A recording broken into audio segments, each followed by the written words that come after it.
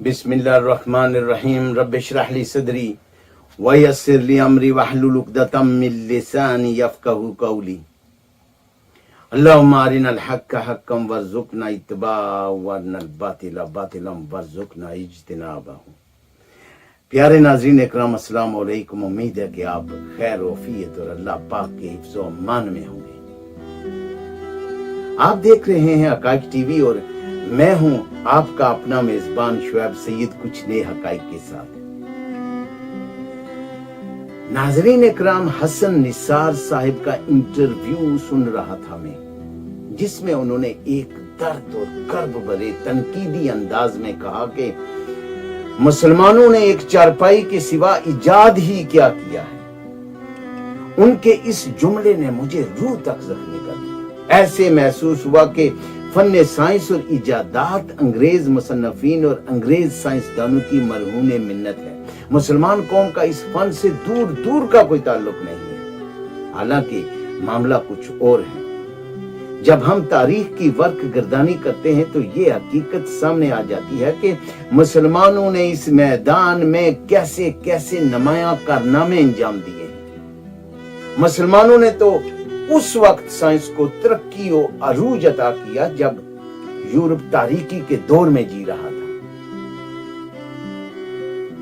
आइए हम साइंसी तारीख का मुख्तसर सा जायजा लेते हैं। यूरोप से रूमी बादशाहत खत्म होने लगी तो यूरोप की तमाम अकवाम ईसाई मजहब कबूल करने लगी। ईसाई कौम पादरियों और पोप के हुक्म की गुलाम होकर रह गई। पादरियों ने अवाम को यह बावर कराने की कोशिश की कि इंजील मुकद्दस में तमाम दीनी और दुनियावी उलूम मौजूद हैं, बाकी उलूम बेकार हैं। लिहाजा यूनानी हुक्मा की किताबों को पढ़ना जुर्म करार दिया गया। चर्चिज पादरियों के हुक्म के मुताबिक चलते थे। इल्म और हिकमत के इसी दौर को मोरखीन ने यूरोप का तारीख दौर कहा है। तारीकी का ये दौर यूरोप पर तकरीबन 1000 साल तक रहा। दूसरी तरफ इसी अहद में इस्लाम और मुसलमान अरब की वादियों से निकलकर दुनिया के दूर दराज इलाकों में फैलना शुरू हुए। एशिया, यूरोप और अफ्रीका तक पहुंचे। यूरोप के सियासी इंतशार के सबब इल्म और हिकमत का मरकज यूनान से मुंतकिल होकर मिस्र आ गया, जहां लातादाद मुस्लिम अतब्बा और साइंसदान पैदा हुए, जिन्होंने बेशुमार इजादात और हैरत अंगेज कारनामों से दुनिया को रोशनास कराया। अबू इसहाक इब्राहिम इब्ने जंदब इल्म फल्कियात एस्ट्रोनॉमी के माहिर थे और इल्म नजूम में भी कमाल पैदा किया। अजराम फल्की के मुशाहिदे के लिए उन्होंने एक ऐसा आला इजाद किया जिसे अस्त्रलब कहते हैं, यानी दूरबीन। ये एक आम किस्म की दूरबीन नहीं थी, बल्कि एक ऐसी दूरबीन थी जिसके जरिए अजराम फल्की के सही सही मुशाहिदे, चांद तारों के दरमियान की दूरी की पैमाइश की जा सकती थी। ये दुनिया के पहले नजूमी थे। 11वीं सदी ईस्वी में मशहूर साइंसदान अबू इसहाक इब्ने याह्या नकाश जरकानी ने इसी दूरबीन को मजीद तरक्की दी और उसका नाम जरकानिया रखा, जो बाद में सफाका के नाम से मशहूर हुआ। फिर उसके 5 सदी बाद गालिबन 17वीं सदी में गैलीलियो नामी यूरोपियन साइंसदान ने इसी दूरबीन को मजीद तरक्की देकर एक नई शक्ल में तब्दील किया। आज अहले यूरोप गैलीलियो को इस तरह का मौजूद करार देते हैं, लेकिन ये बात सही नहीं है। जाबर इब्ने हय्यान इल्म कीमिया केमिस्ट्री के मौजूद हैं। उन्हें इल्म कीमिया के बाबाए आदम भी कहा जाता है। ये दुनिया के पहले साइंसदान थे जिन्होंने इल्म कीमिया में तजर्बात की बुनियाद डाली। उन्होंने कीमियाई तजर्बात करके ऐसे ऐसे असूल और क़वाइद वाज़ेह किए जो आज भी साइंस की दुनिया में सनद की हैसियत रखते हैं। दवाओं का जोर उड़ाना जिसे सुब्लिमेशन कहते हैं, कलमाओ करना जिसे क्रिस्टलाइजेशन कहते हैं, फिल्टर करना, धात को भस्म करके कश्ता बनाना, लोहे को जंग आलूदा होने से बचाने का तरीका, मोम जामा बनाने का तरीका, चमड़े को रंगने का तरीका, तेजाब बनाने का तरीका, ان تمام چیزوں کے جابر ابن حیان نے دریافت کیا. ان تمام چیزوں کو جابر ابن حیان نے دریافت کیا. جابر کے بارے میں کہا جاتا ہے کہ ان کا گھر سائنس کا روم یعنی لیبارٹری بنا ہوا تھا. محمد ابن موسیٰ خوارزمی ریاضی کے ماہر اور الجبرا کے موجد ہیں. آج بھی یونیورسٹیوں میں پی ایچ ڈی کی ڈگری کے لیے انہی کے طریقے پر عمل کیا جاتا ہے. علم ریاضی پر انہوں نے 2 کتابیں لکھی, علم الحساب اور الجبرا والقبالہ. یہ کتابیں علم ریاضی پر دنیا کی پہلی تصنیف شمار کی جاتی ہیں اور الجبرا کے فن میں بنیادی حیثیت رکھتی ہیں. خوارزمی کی یہ کتابیں جب یورپ پہنچی تو یورپ کے دانشوروں کی آنکھیں کھلی کی کھلی رہ گئیں. ابو القاسم ابن عباس زہروی اسپین کے مشہور شہر کرتبہ میں پیدا ہوئے. ابتدائی تعلیم ختم کرنے کے بعد کرتبہ یونیورسٹی میں داخل ہوئے.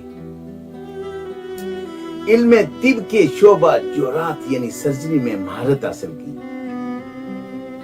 ابو القاسم نے پہلی بار سرجری آپریشن کے ذریعے علاج کا نظریہ پیش کیا. اس لحاظ سے وہ دنیا کے پہلے سرجن تھے. انہوں نے آپریشن کے ذریعے علاج کو بہت ترقی دی. آپریشن میں استعمال ہونے والے آلات ایجاد کیے. کینسر کی بیماری پر انہوں نے تحقیق کی اور یہ بتایا کہ کینسر کے پھوڑے یا زخم کو ہرگز نہ چھیڑا جائے.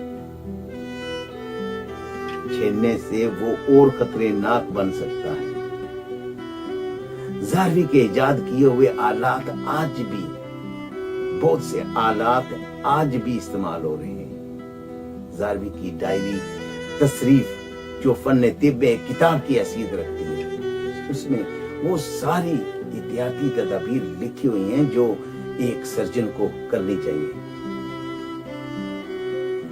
بصرہ کا مشہور سائنسدان ابو علی حسن ابن الحسیم ابتدائی تعلیم حاصل کرنے کے بعد اعلیٰ تعلیم اور تحقیق کی غرض سے دنیا کی مشہور قدیم ترین یونیورسٹی جامعہ الازہر میں اپنی عظیم اور نادر سائنسی تحقیقات شروع کی اور ایسی دریافتیں کی, ایسے نظریے پیش کیے جن سے سائنسی دنیا آج تک استفادہ حاصل کر رہی ہے.